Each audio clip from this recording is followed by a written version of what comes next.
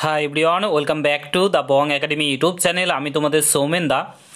তো বন্ধুরা, তোমরা হয়তো প্রত্যেকে জানো আজকে ডাব্লিউবিপিআরবি বোর্ডে তোমাদের WBP constable, KP constable, WBP SI, তারপর কেপি এসআই রেজাল্ট কিংবা এক্সামগুলো নিয়ে বেশ কয়েকটা দল ডেপুটেশন জমা দিতে গেছিলো। তো সেখান থেকে তোমাদের কি আপডেট উঠে আসলো, এক্সাম কবে হতে পারে।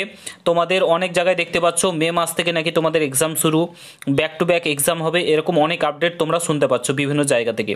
সত্যি কি ডাব্লিউবিপিআরবির তরফ থেকে যে যারা ডেপুটেশন জমা দিতে গেছিলো তাদের কি এই কথাগুলো বলা হয়েছে, কি বলা হয়েছে না বলা হয়েছে, সমস্ত কিছু তোমাদের বলছি। কবে এক্সাম হতে পারে এ টু জেড তোমাদেরকে বলছি। পুরো ভিডিওটা দেখার চেষ্টা করবে।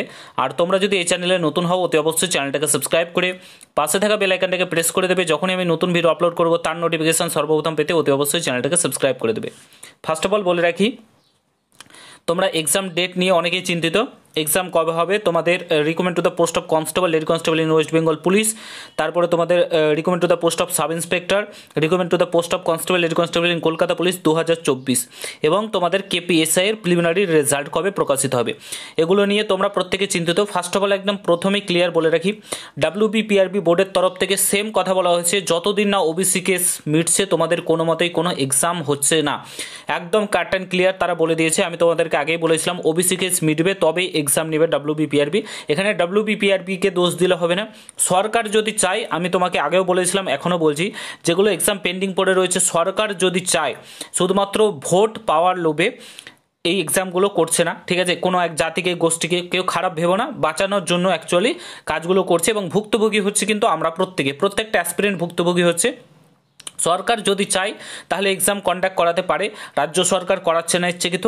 এবং দ্বিতীয়ত ওবিসি কেস যদি সুপ্রিম কোর্টে মেটে তবেই তোমাদের এক্সাম কন্ডাক্ট করাবে। তার আগে এই দুটো পথ রয়েছে, যে দুটোর মাধ্যমে তোমাদের এক্সাম হওয়া। ওবিসি কেস যদি এখন 4 বছর 5 বছর ধরে সুপ্রিম কোর্টে চলে, তাহলে 4-5 বছর ধরে কিন্তু আমাদেরকে বাড়িতে বসে থাকতে হবে, কিচ্ছু করার নেই। মানে এখন ধরে নাও তোমার যে কি বলে ওটাকে, প্রাইমারির অবস্থা যেমন হয়েছে, টিচারের অবস্থা, টেটের অবস্থা কিংবা সমস্ত কিছুর অবস্থা যেমন হচ্ছে, রিকমেন্ড হচ্ছে না, সেম প্রসেস সেম জিনিস কিন্তু আমাদের সাথেও হতে চলেছে। এটা তোমরা ভেবে নিয়ে চলো। এবং এটাই হবে ভবিষ্যতে, যদি না এখন থেকেই একত্রিত হয় প্রত্যেকটা অ্যাসপিরেন্ট। তো আমি বললাম তোমরা সারা জীবন কাঁদবে, সারা জীবন কাঁদতে চলেছো। এই রাজ্য সরকার মানে ছেলে মেয়েদের জীবনটাকে ছাড়খাড় করে দিল। যেমনটা আমরা দেখতে পাচ্ছি যে রাজ্য সরকার যদি চায় এক্সাম কন্ডাক্ট করাতে পারে। এখানে ডাব্লিউবিপিআরবিকে কেউ দোষ দিতে পারবে না। তারা বলছে পুরোপুরি আমরা তৈরি রয়েছে এক্সামগুলো নেওয়ার জন্য। এবং সুপ্রিম কোর্ট কিংবা রাজ্য সরকার থেকে সবুজ সংকেত পেলেই তারা এক্সাম কন্ডাক্ট করাতে পারে। কেপিএসআই রেজাল্ট একদম পুরোপুরি রেডি। আর যদি সুপ্রিম কোর্টের তরফ থেকে কোনো অর্ডার আসে তাহলে কালকে রেজাল্ট প্রকাশিত করে দিতে পারবে। এবং তাদেরকে এটাও বলা হয়েছিল যে এক্সামগুলো নিয়ে নিক, অ্যাট লাস্ট এক্সাম যেগুলো রয়েছে সেগুলো নিয়ে নিক, রেজাল্ট প্রকাশিত পরে করবে। কিন্তু তারা বলেছে না, কোনো মতেই সম্ভব না, ওবিসি কেস না মিটলে কোনো মতেই এক্সাম তারা নিতে পারবে না, ডিরেক্টলি বলে দিয়েছে। বাড়িতে হাত পা গুটিয়ে বসে থাকো, তোমরা নিশ্চিন্তে বসে থাকো, কোনো টেনশন নিও না। তোমাদের এক্সাম আর হচ্ছে না, তোমরা হাত পা গুটিয়ে বসে থাকো। আর তোমাদেরকে ওই খান স্যার, বিহারের সঙ্গে তুলনা তোমাদেরকে করতে হবে না, কোনো কিছুই করতে হবে না। তোমরা জাস্ট হাত পা গুটিয়ে বাড়িতে বসে থাকো, আন্দোলন করার কিচ্ছু নেই। বাড়িতে এসে তোমাকে অ্যাপয়েন্টমেন্ট লেটার রাজ্য সরকার দিয়ে যাবে, ডাব্লিউবিপিআরবি বোর্ড দিয়ে যাবে। আশা করি তোমরা বুঝতে পেরেছো। এইভাবে বসে থাকো, এক্সাম তোমাদের একদম কালকে থেকে শুরু হচ্ছে, ঠিক আছে? আশা করি তোমাদেরকে বোঝাতে পেরেছি। তো এই হচ্ছে আপডেট। আশা করি তোমাদেরকে এই আপডেটটাই দরকার ছিল, বলার কিছু নেই। বেশি বলতে গেলে তোমাদের আবার অনেক মন্তব্য বেরিয়ে আসে, ঠিক আছে, বেশি বোঝাতে গেলে।